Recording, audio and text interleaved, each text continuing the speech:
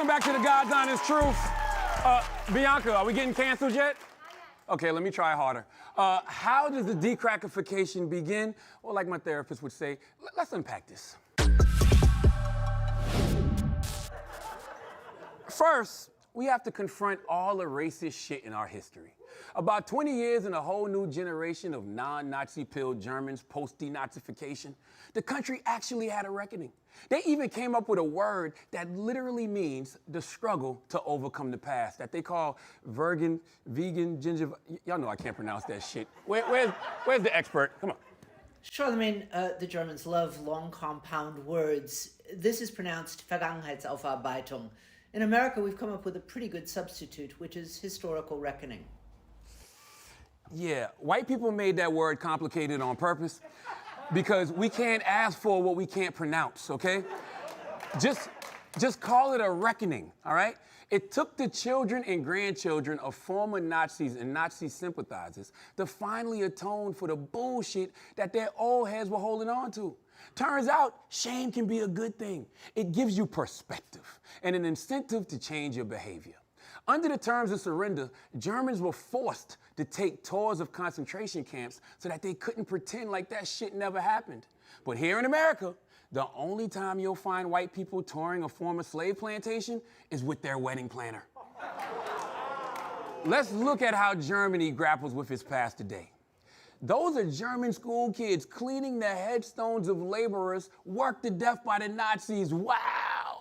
Maintaining the grave sites of the victims of your ancestors. In Germany, they call that a f***ing field trip. I think I can't change anything about it, and I'm not proud of it. But I think how Germany just like grew after it and rebuilt itself, I think that's pretty good. See, the children understand that it's possible to love your country and acknowledge that its past and present can be f***ed up. Two things can be true at the same damn time. And we can't create a better future without acknowledging these two things. To quote the great Whitney Houston, I believe sie sind our Zukunft. Relax, this is not the Apollo, okay? German children are proof that a society can evolve. And that's why they do this every year. Back here in America, though, some parents are more worried about little Tanner learning that Thomas Jefferson owned slaves than they are about the mass shooting little Tanners planning in the garage.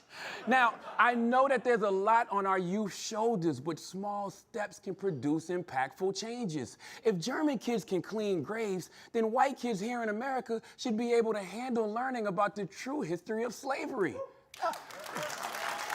Or at the very least, skip the word nigga in a rap song, okay? Whether it's German children watching Eichmann and Auschwitz trials and realizing that Nazi shit ain't popping, or American Generation Zers seeing the murder of George Floyd, then flooding the streets in historic protest numbers. These young kids are determined to learn us old heads something now. I'm not saying we can trust them to make Big Mama's classic sweet potato pie yet, okay? Let's not get crazy. But they will carry the already lit torch of decrackerfication. And there's also the matter of shmoney. Shmoney. It's one thing to atone with the heart, but it's even better to atone with them dollars. Germany claims to have distributed over $91 billion in reparations to survivors of the Holocaust. Good for you, Germany, even though that's the least you could do. Don't give them no props for that. As for America, these shook-ass senior citizens would never. Black people, I know we ain't got Johnny Cochran, but what we should do is sue for our reparations. That's right. Just like Leslie Benningfield Randall, Viola Fletcher, and Hughes Van Ellis, all survivors of the 1921 Tulsa Race Massacre, recently filed a lawsuit against the city. This is proof that America has to be moved by force, the same as Germany. They're not gonna just give us anything. This ain't no PPP loan.